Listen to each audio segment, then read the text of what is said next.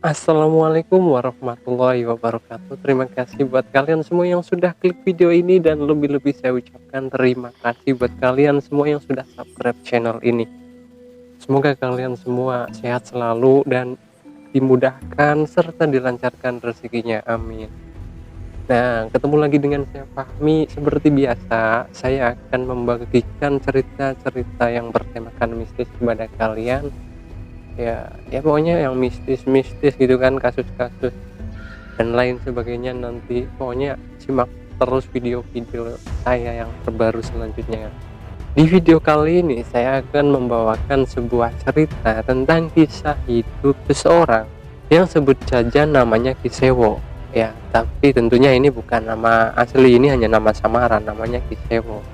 Nah, cerita ini saya peroleh dari seseorang yang nggak mau disebutin identitasnya. Pokoknya dia hanya ingin menyampaikan cerita itu kepada saya, dan saya menyampaikan kepada kalian semua dengan tujuan untuk diambil pelajarannya. Jika ada nilai yang bisa diambil, silahkan diambil. Kalau nggak ada, ya anggap aja ini hiburan ya.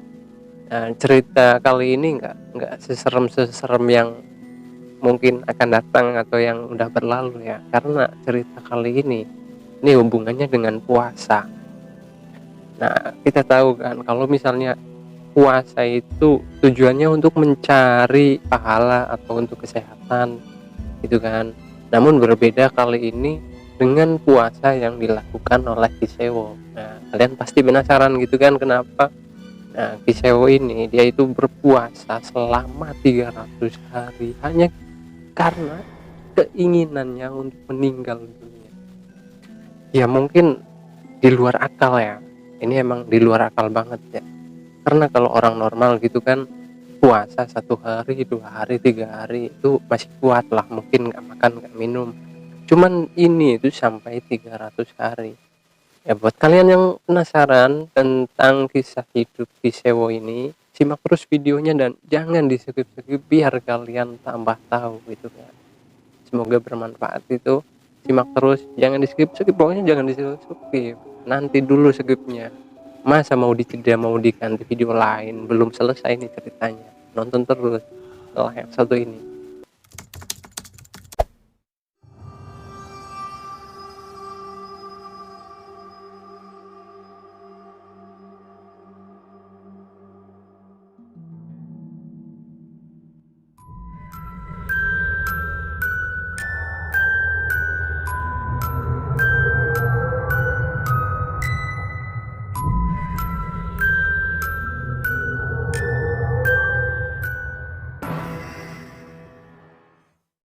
Namanya Kisewo ya. Tapi ingat, ini bukan nama sebenarnya, ini hanya nama samaran. Kisewo.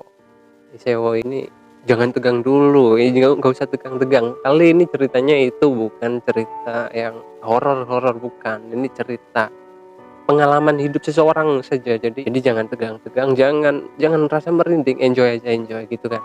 Nah, kali ini kali ini jadinya tuh kan namanya Kisewo. Dia itu umur sekitar 80 tahunan pada waktu saya belum sekolah dasar sama sekali.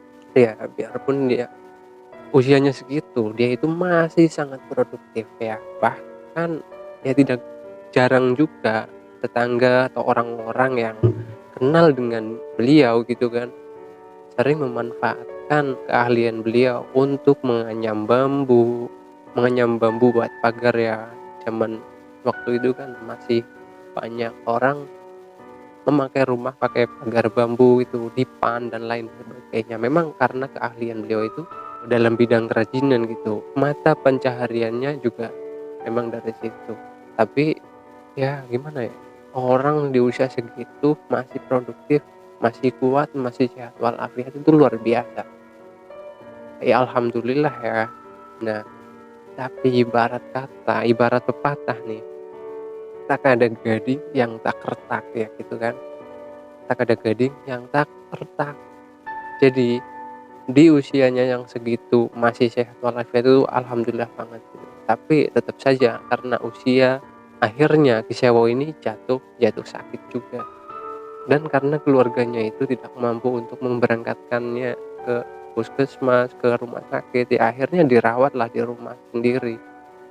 Hari demi hari dan bulan demi bulan itu terus berlanjut.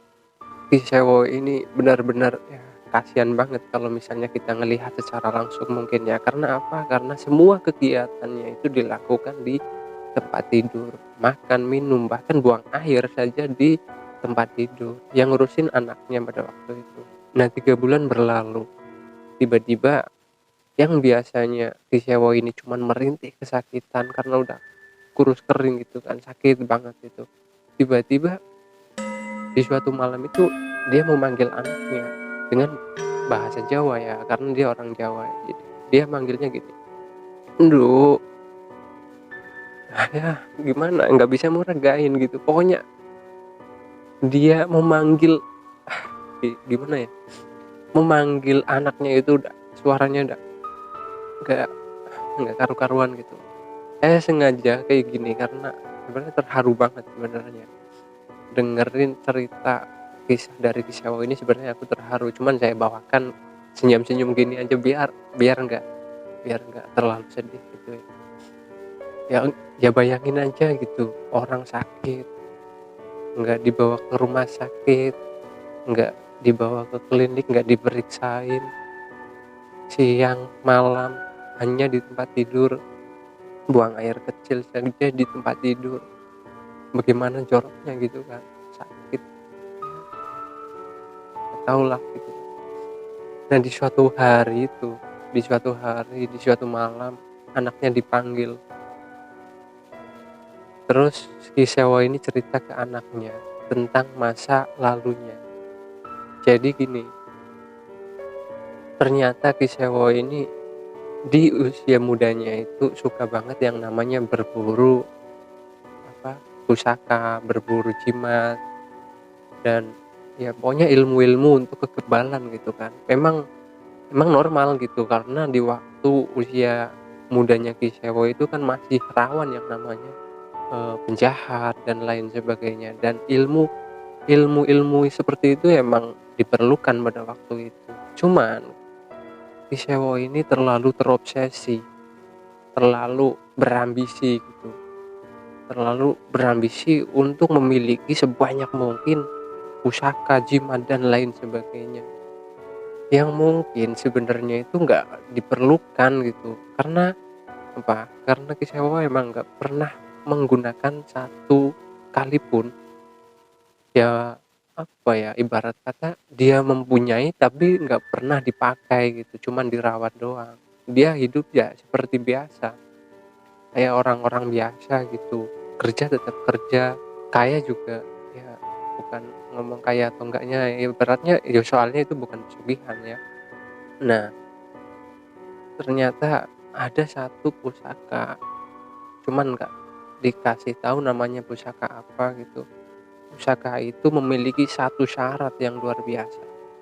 Pusaka itu didapatnya dari sebuah pertapa di pinggiran sungai. Nah, pusaka itu memiliki syarat yang sangat ya pokoknya nggak masuk akal ya, kalau saya juga nggak mau. Syaratnya itu yang pertama adalah dia akan kesusahan untuk meninggal dunia. Jadi kalau misalnya ingin meninggal dunia hanya dilakukan dengan 2 cara. Yang pertama itu harus menurunkan pusaka itu ke anak saudara gitu kan, ke anak cucunya gitu, harus diturunkan ke anak cucunya. Tapi kalau misalnya nggak ada satu pun yang mau, harus berpuasa selama 300 hari tanpa makan dan tanpa minum. Ya mungkin orang normal itu ya nggak bisa ya puasa sekian lama tanpa makan tanpa minum gitu. Nah setelah diceritain, pokoknya banyak banget diceritain sama si Kisewo, anaknya ini kan kebingungan gitu kan, kebingungan harus ngapain. Nah akhirnya karena udah ngelihat kasihan banget gitu, anaknya ini ngumpulin lah keluarga-keluarganya. Nah keluarga-keluarganya nggak ada satupun yang mau diwarisi pusaka tersebut. Akhirnya yang terjadi adalah Kisewo harus menanggung puasa 300 hari itu. Akhirnya dijalaninlah si puasa selama 300 hari sama Kisewo. Nah, anehnya ada sesuatu kejanggalan di waktu Kisewo ini berpuasa. Jadi sebelum dia berpuasa, selama dia sakit itu sebenarnya dia itu udah pucat, pucatnya itu udah pucat kayak orang udah meninggal gitu, cuman dia masih hidup ya. Nah, waktu itu dia puasa selama 300 hari itu nggak ada warga satupun kecuali keluarga-keluarga mereka yang tahu bahwa Kisewo ini lagi sakit. Jadi nggak ada orang yang berkunjung untuk ngejenguk si Kisewo. Kalau misalnya ada yang tahu mungkin ya kayak pemerintah mungkin atau kepala desa atau RT ya, nggak seenggaknya kan RT gitu kan pasti ngedatengin lah buat jenguk gitu. Ini nggak ada sama sekali. Jadi nggak ada yang tahu, anehnya mereka ini nggak ada yang bertanya-tanya nih Kisewo kemana, padahal di waktu Kisewo sehat dia sering bersapa sama tetangga-tetangga gitu. Anehnya itu selama 300 hari itu nggak ada yang apa ya namanya, mencurigai gitu. Selama 300 hari itu nggak ada yang mencurigai sama sekali. Kondisinya luar biasa. Pokoknya kurus, kering, pucat, dan gimana ya. Cuman ya emang nggak ngeluarin pup sebanyak orang normal. Kalau misalnya dia buang air, segedar ya kayak ya orang orang udah kering gitu loh, udah nggak layak, udah kayak mumi gitu. Cuman dia masih hidup gitu. Nah akhirnya setelah 300 hari dia meninggal dunia. Innalillahi wa inna ilaihi rajiun ya. Semoga amal dan ibadahnya diterima di sisi Tuhan itu kan. Dan itulah akibat dari apa ya, keserakahan seseorang mengenai jimat. Kisewo ini bukan satu dua pusaka yang dia punya, dia itu punya lebih dari 100 pusaka, lebih dari 100 pusaka, 105, dan pokoknya banyak banget. Nah, yang ganasnya itu yang satu itu, yang syaratnya itu luar biasa. Nggak makan tumbal enggak, tapi disuruh buat puasa selama 300 hari, menahan penderitaan selama 300 hari. Itulah ya, kita semoga kita dijauhin dari hal-hal demikian gitu. Ini memang sekedar cerita karena nggak ada dokumentasi atau foto-foto, itu nggak ada ya orang-orang zaman dulu gitu kan. Ya mungkin cukup sekian saja ceritanya karena ini emang ceritanya nggak terlalu mistis dan nggak terlalu serem-serem, cuman apa ya, cerita pengalaman dari seseorang gitu kan, kisah hidup seseorang yang mungkin bisa kita ambil pelajarannya. Ngapain gitu kita harus punya sesuatu pegangan-pegangan kayak gitu kan. Kita punya Tuhan, kita punya Allah gitu kan. Kita punya satu yang memiliki alam semesta. Ngapain takut gitu kan. Ya mungkin cukup sekian video dari saya. Semoga kalian bisa mengambil pelajarannya. Intinya jangan sampai kita terlena dengan sesuatu yang berhubungan dengan yang namanya jimat, namanya pesugihan, itu jangan sampai gitu. Pokoknya kita di jalan yang benar aja gitu kan. Karena kenikmatan yang kita dapat itu cuma semata, apalagi kalau kenikmatan itu nggak pernah dipakai sama sekali kan gitu. Dan cukup sekian, terima kasih. Assalamualaikum warahmatullahi wabarakatuh.